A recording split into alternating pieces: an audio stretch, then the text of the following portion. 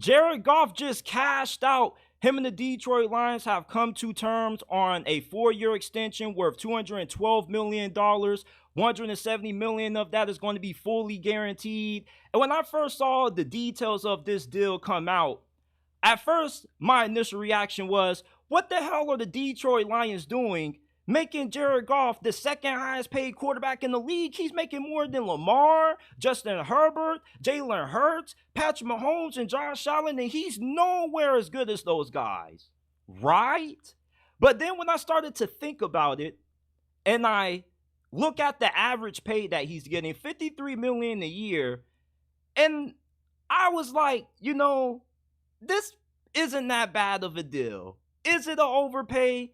Yes, it is, but it's not a massive overpay. It's not a Daniel Jones kind of overpay. Because when Daniel Jones got that $40 million deal, we all knew nobody in their right mind would have gave him that deal other than the Giants.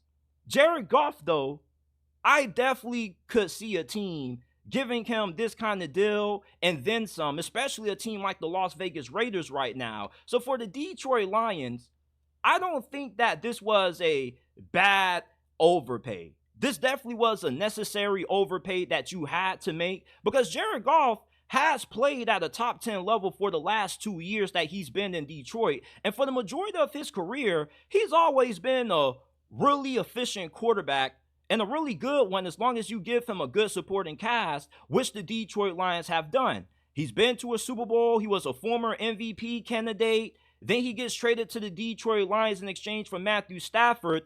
People pretty much assumed that he was going to be nothing more but a bridge quarterback. But Detroit, Dan Campbell, they embraced Jared Goff. And he's ended up paying dividends for him, because you look back at that trade, yes, Matthew Stafford won a Super Bowl, but Jared Goff, he's been better than Matthew Stafford, in my opinion, for the last 2 years. He has one of the best touchdown to interception ratios in the National Football League since he's been the starting quarterback in Detroit for these last 3 years. He also has won a playoff game in Detroit, and he's brought this franchise way more success than what they've ever had under Matthew Stafford and the previous quarterbacks before him. So you think about what Jared Goff has done for this franchise, what he's meant to this city. This definitely was a payday that was well-deserved, because I thought when he got sent to Detroit, he was getting traded there for his career to die. And instead, he ends up taking the opportunity to reinvent himself and end up putting himself in prime position to be a starting quarterback in this league for at least another 8 years. And I know Jared Goff isn't the most flashiest quarterback in the league. I think that's a large reason why I initially, along with a lot of you guys, were a little bit surprised at the amount of money that he's going to be getting paid on an annual basis. He's getting paid more than Lamar, Justin Herbert, Jalen Hurts, and Patrick Mahomes and Josh Allen. But, the more I started to think on it before I came on here, I was like, this isn't bad. Because based on how Jared Goff has played last year and the year before that, I definitely would give him more money than Jalen Hurts and Justin Herbert. Neither one of those guys have really proven that much. Jalen Hurts had one good season. He took Philly to the Super Bowl, and then last year he got outplayed by Drew Lock and freaking Baker Mayfield in the wild card round. He's making more money than Daniel Jones and Kyler Murray. So it's like, is this really as bad as a deal as what some of us think? Because in hindsight, okay, he's making more than Josh Allen and Patrick Mahomes, but those guys, when they end up re-upping, they're going to have no problem getting more than Jared Goff. It's kind of one of those things where the Detroit Lions got ahead of the quarterback market. And a few years ago, if we were in 2016 or 2017 and the Detroit Lions gave Jared Goff this kind of deal, we would look at them like they were freaking crazy. But with how inflated and how oversaturated the QB market is, if Kirk Cousins, coming off an Achilles injury at his age, is getting $45 million a year, I have no problem giving Jared Goff $53 million. Now, would I make him the second highest paid QB in the league, more than, Lamar and Josh Allen and Mahomes? Probably not. But like I said, those guys, they're going to end up making more than Jared Goff when they end up redoing their deals. Not really going to be a big problem. Overall, if you were Detroit, if you were to let Jared Goff hit free agency, there definitely would have been a team that would have been more than willing to give him way more than what you just agreed to terms with him for. $212 million for 4 years. Hell, there's probably teams out there like the Tennessee Titans or the Las Vegas Raiders that probably would have gave him a 4-year deal worth $250 million. Anytime you have a quarterback that's as good as Jared Goff, you definitely have to make sure that you keep him around. And in terms of how this affects the rest of the quarterback market for guys who have upcoming deals coming up like Dak Prescott and Tua Tagovailoa, at least if you're in Dak Prescott's situation, I still don't think that Jared Goff getting this kind of money helps you out a lot because you haven't had the same amount of success that Jared Goff has had in the postseason. Jared Goff just took the Detroit Lions to the freaking NFC Championship, man. When's the last time the Detroit Lions have been in a game of that magnitude? It's been freaking decades, like since freaking Barry Sanders. But yeah, you look at Dak Prescott, this fool does nothing but just look good in the regular season and put donut holes up on the scoreboard come playoff time when it actually matters. At least Jared Goff shows up in the big games. He may not be somebody who can elevate the team, but if you give this dude a good supporting cast with a good offensive coordinator, he's going to cook for you. And that's why I don't have a problem with this overpay. And it is an overpay because he shouldn't be making more than Patrick Mahomes, Josh Allen, and Lamar, but it's a slight overpay.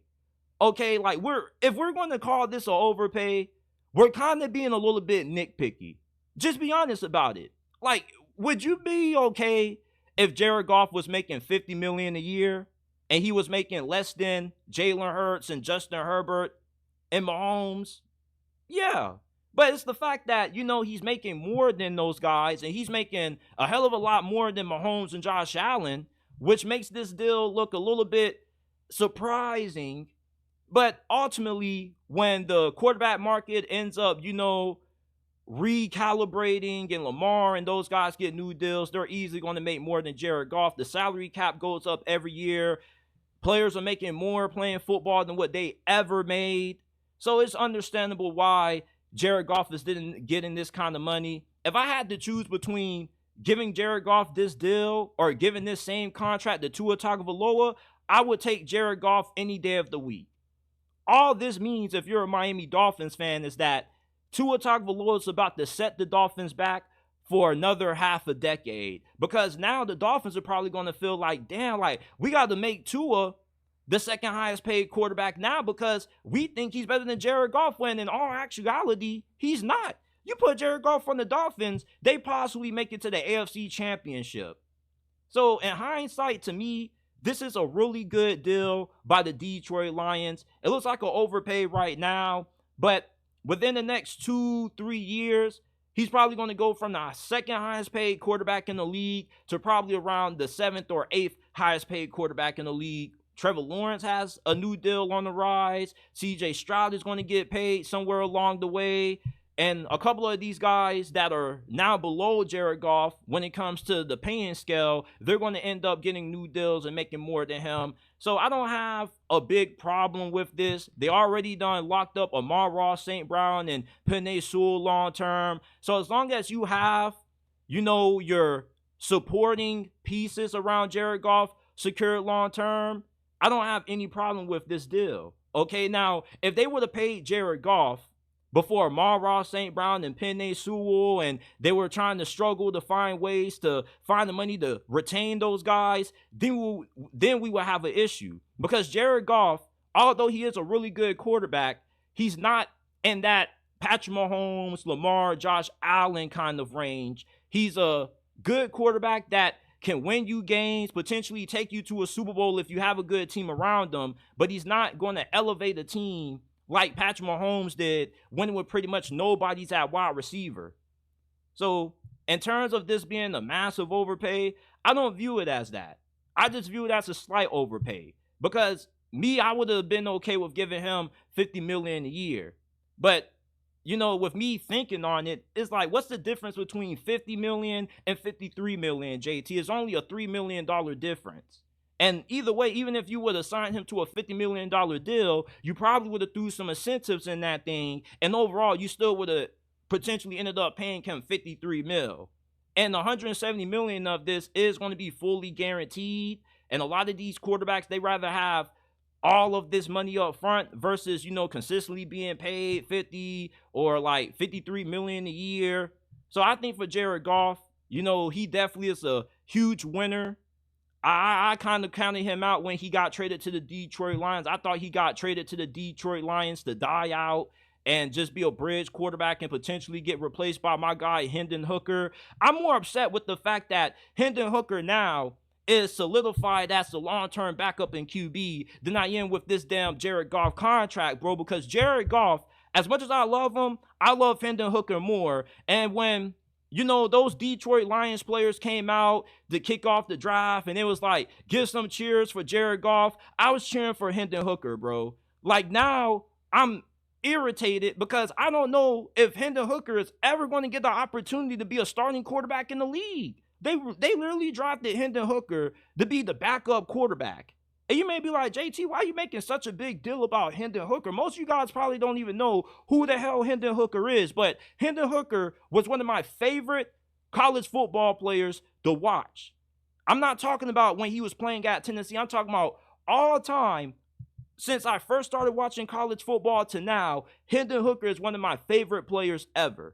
And he would have been a first-round pick if it wasn't for that devastating injury that he suffered near the tail end of his final season at Tennessee, which derailed everything. Tennessee's chances of making it to the college football playoffs, him winning the Heisman, it affected his draft stock. He would have been a first-round pick if that injury never occurred. So I'm not upset about Jared Goff's contract. Okay, it is a slight overpay, but it's not a big overpay that's going to hurt Detroit in the long run, as long as they continue to make sure that he has a good offensive line and some good weapons to throw the football to.